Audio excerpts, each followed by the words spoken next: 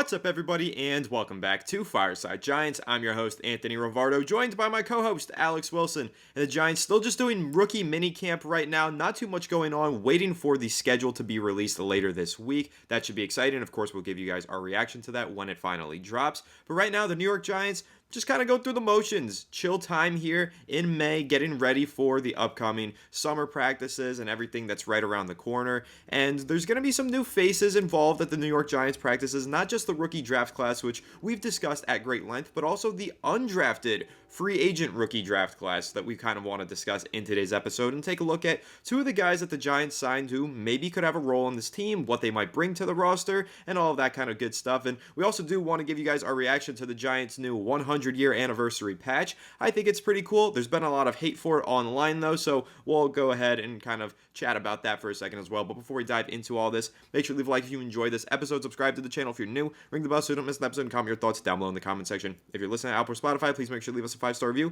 Go ahead and follow us on all of our social media channels at Fireside Giants. Without further ado, Alex, how are you doing today, my friend? And before we dive into these undrafted rookies that the Giants signed, how are you feeling about the new patch? I'm doing pretty good, the new patch. I mean, I watched the video and I was kind of just laughing at the fact that, like, it goes through this chronological sequence of the 1926 and the 1924, and, you know, when the Giants first started, you hear, like, the old radio guys, and it's awesome, so cool. They get all the way to Super Bowl 46, obviously, like, 15 years ago, and then it just stops. Like, there's like a 15-year period of our history, the last 15 years more so, that's just non-existent and we all want to forget. And it's like, this is our 100th season. You know, a lot of people are clamoring about the jerseys, and, you know, everyone wants kind of like a little bit more fun, have some creativity sometimes. I kind of like wish the Giants were a little bit more proactive and doing fun things. It's always like same old, like you old school this, old school that, like nothing new, nothing exciting. Like, have fun with it. You know, that's really what it's supposed to be. But end of the day, I love the fact that they're, you know, commemorating this 100th season. Hopefully we can put together some wins for this 100th season. That would be a really good kind of start to the next millennia here, but the next century. And I'm excited to kind of see what the Giants do, and obviously, hopefully, their team is better. And we're going to talk about some undrafted free agent guys today. And apologies if you see my cat in this episode. He is very frustrated about this new baby. I think he actually hates the new baby, to be quite honest with you. He's just kind of getting around to it, and now he's trying to make up for the last 2 weeks where he's kind of been an asshole. But anyway, Anthony, I'll let you kick us off with the first undrafted free agent. We'll talk about Airas, Asante, just because I know we both wrote about him, have some good stats on him, and kind of maybe he has some upside. The Giants are trying to explore and find some value there.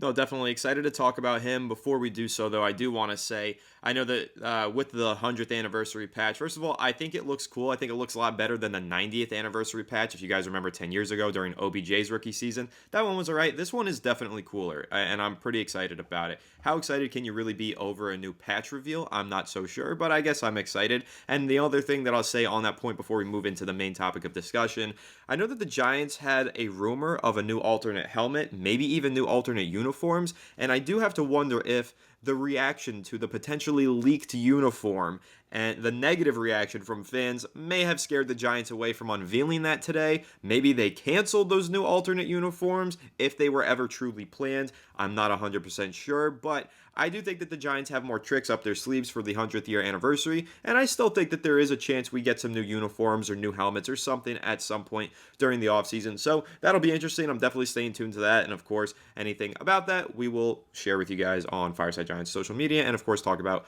on the podcast. But let's go ahead and talk about Airas Asante, wide receiver out of Wyoming, same place where Josh Allen played college football. This is a player who Pro Football Focus highlighted as one undrafted rookie free agent to watch for each NFL team. They picked Asante for the New York Giants, saying that he transferred to Wyoming and made the most of his limited options in 2023. The former Holy Cross receiver caught 21 of his 40 targets, but he did convert 6 of those catches into touchdowns and averaged 16.9 yards per reception. He had a solid PFF grade, and he could be an interesting piece as a deep threat, big play, home run hitter. Every time he touches the ball, he seems to make a play. Again, 6 touchdowns on 20 catches is a pretty good ratio, and I don't know, interesting player, 6 foot, 178 pounds, pretty fast. Again, can get vertical. We've seen the Giants strike gold before with undrafted rookies at the wide receiver position.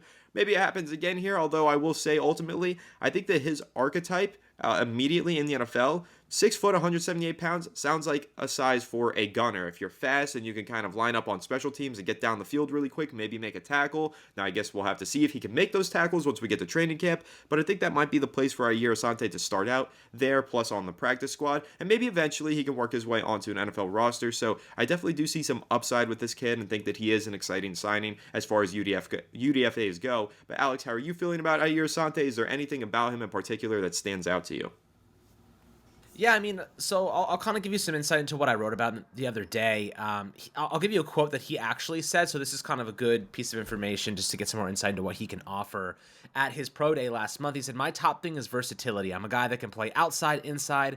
I can come out of the backfield. I pride myself on being a football player and a huge asset. I know NFL teams only have 53 roster spots, and I'm one of those guys that's willing to do whatever to help the team. I think that's a big point for me. Nothing's above working hard." So you talk about being a potential gunner. You talk about maybe a kick return guy. You talk about maybe helping in, even if you're a good blocking receiver in the run game, like all those things add up to becoming a valuable asset, right? He wants to be an asset. Well, he's got to make an impact somewhere. This Giants wide receiver unit just got a lot deeper, obviously, with Malik Neighbors, Wandale, Isaiah Hodgins, Darius Slayton, Jalen Hyatt, Allen Robinson, Bryce Ford Wheaton, coming back from the ACL tear. And then you have a guy like Asante, who didn't really produce much at the collegiate level. I think he had under 400 yards receiving last year, a couple touchdowns. He had 380 and 6 touchdowns. So, you're looking at a guy who didn't get that much of a target share, didn't really have all that much of an impact, and he wants to be an impact player. So his best usage is going to be on special teams. His best usage is going to be competing for a kick returner spot. But then you have Gunnar Olszewski. He's your primary punt returner. He's not losing that job. He was really good for the Giants last year in that role. Then you look at kick returner, and we love Tyrone Tracy as a kick returner for us. Great contact balance, former receiver, can make those guys miss. Obviously breaks a lot of tackles. I love him in that role. I don't know how Asante makes this roster unless it's as a gunner. He has to just be a standout gunner on the punt team. And the Giants have a lot of guys who are going to compete for that role. So it's going to be difficult for him. I don't necessarily think that he has a good shot at making this roster. I see him more as a practice squad guy at this very moment. You probably would agree with that just based on the crunching the numbers and where he probably lands. But the second guy the Giants brought in on a contract is Elijah Chapman. And this is a really interesting player. And look, anytime the Giants go get a defensive tackle, I'm like, yeah, I'm going to trust Andre Patterson to know what he's doing, right? Elijah Chapman from SMU, 23 years old, 6 foot, 278 pounds. So he's a little bit undersized, but he's known for his size and strength. The guy is just a bulldozer, right? He's just a tough son of a gun. And we love guys like that, like 100% work ethic. Had 474 snaps last year. And Anthony, you may like this. He had 21 tackles, so he had a 19.4% missed tackle rate. You probably won't like that. But he did have 24 pressures and 5 sacks from the interior, from a defensive tackle alignment. That's pretty good. As a pure pass rusher from an interior guy, 24 pressures, 5 sacks, we'll take that. The Giants maybe in packages where they want more interior pass rush, he might be a good asset there. He might be a guy that could develop into something. Third downs, you want to rush the passer, put instant pressure on them. He might be the guy you want. He's got some decent speed, some good strength and power. I do like that about him. He does have that asset and quality. So, this is something that I think the Giants will probably try to extract as much value as they can. He's had some really good run defense, seasons in the past. I think back in 2021, he had really good grades across the board in run defense. So that is something to keep a notable kind of eye on. And he's durable. He played all 14 games last year, so he plays a lot of football. He doesn't get injured that often, knock on wood. He's had good run defending seasons, and he can rush the passer from the interior. That's something that you want to build upon. He's got good, tangible qualities. Now it's about helping him adapt to the next level against bigger, stronger opponents. So Anthony, looking at, if you have any lasting thoughts on Asante, but also Elijah Chapman, maybe where the Giants might be able to get some value from him. Yeah, with Asante, I'm glad that you mentioned the new kickoff rule. That's something that I actually wrote about today, just kind of taking a look at how Gunnar Olszewski was signed to be the Giants' special teamer, but he didn't take any kick returns last year. He took only punt returns. He's definitely going to fill that role in 2024, but I do think it's interesting with the new kickoff rule being administered into place here with the changes to the formatting of how kickoffs are going to look. the Giants are going to have a little bit of an extra positional battle there and a new competition to really take a look at and see who best fits the new kickoff rule for this team. You mentioned Tyrone Tracy, which is who I identified in my article as well as being the guy that I think should take on that job. But outside of Tyrone Tracy, that could be where a guy like Airas Asante finds his way onto the roster. If the Giants are practicing the new kickoff format during the training camp practices and he goes out there and he scores a few touchdowns on them or makes some good plays, some good reads with the ball in his hands, he might ultimately end up making the roster as a kick returner. So that could be very interesting, and I think that's going to add a new dynamic to the roster building aspect of NFL teams this upcoming season, and hopefully going forward, if this rule does stick into place following this year. As we know, it's kind of like a beta year. They're trying it out for 1 year before determining if it's going to be a long-term thing. So again, it'll be really interesting to see what this kickoff looks like in 2024, but I guess keep an eye on a guy like Airas Asante. He totally could make the roster if he plays well on the kickoffs in practice, but I also just want to shout out again Tyrone Tracy. I really think he makes a lot of sense for that position. I'm hoping he gets a chance to take that job. I also think Eric Gray deserves a chance back there, and there's probably a few other Giants players in the mix that could potentially take over in that new kickoff role that the league is implementing. But as you mentioned, Elijah Chapman, again, 6 foot, 278-pound defensive tackle. He's 23, played at SMU. He's a decent player for where he was playing at his competition level. Like you said, he had some pass rushing prowess, which I think is intriguing and does make me excited about him. And the main thing that I like about Elijah Chapman is the fact that he kind of has an opportunity to make the roster. Whereas with Airas Asante, we're kind of talking about him as having to fight his way through special teams in order to make the roster. Giants receiver core, it is stacked. I mean, they've got at least 4 established starters on the team, and then they just added Allen Robinson. They've got Isaiah McKenzie and some other guys on the back end of the roster. Bryce Ford Wheaton. Where does Airas Asante fit into that group? But with Elijah Chapman, there's really not a lot of competition. It's going to be Dexter Lawrence as one of your 2 starting interior defensive linemen, but that second starter, completely unknown. You're talking about the likes of DJ Davidson, I believe a former undrafted player right there competing for that job, alongside a 7th round pick in Jordan Riley, and now another undrafted free agent in Elijah Chapman. So he's one of 3 guys really competing for that job, and who says he can't take it? You also do have Nacho Roche's, Raheem Nunez Roche's, Nacho. He's also in the mix as a veteran presence, but I think he's more so Dexter Lawrence's backup rather than going to be one of those 2 starting defensive interior players. So Chapman actually has an opportunity to make this roster and play significant amount of snaps if he plays well throughout the summer and into the preseason. So this would be the UDFA to keep an eye on for the New York Giants, and a lot of this isn't because Chapman is such a special or exciting player. A lot of this is because the Giants didn't really add talent to their defensive line this offseason, despite it obviously being a position of need. And so I do wonder if they're going to go out into free agency at any point between now and the start of the regular season, add a veteran to the roster who could be an immediate starter. But if not, man, the door is wide open for Chapman to maybe take that starting job from Jordan Riley or DJ Davidson if those guys don't play well. But I know, Alex, you're very high on Jordan Riley. I wrote about him as well recently and talked about how he could be a potential starter for the Giants. I think DJ Davidson played well for the team in spurts last season, but he was also dealing with injuries. I think that is one of the more underrated position battles that the Giants have. Like I said, I think kickoff returner, that's a big position battle they're going to have. We've talked extensively about CB2, but not a lot of conversation has taken place in the Giants community about that second defensive line spot. And I do believe that's where Elijah Chapman has a real chance to make his living. So I think it's going to be intriguing to see how that position battle shapes out. And I imagine you feel the same way as me. This is pretty much wide open for anybody to take that job.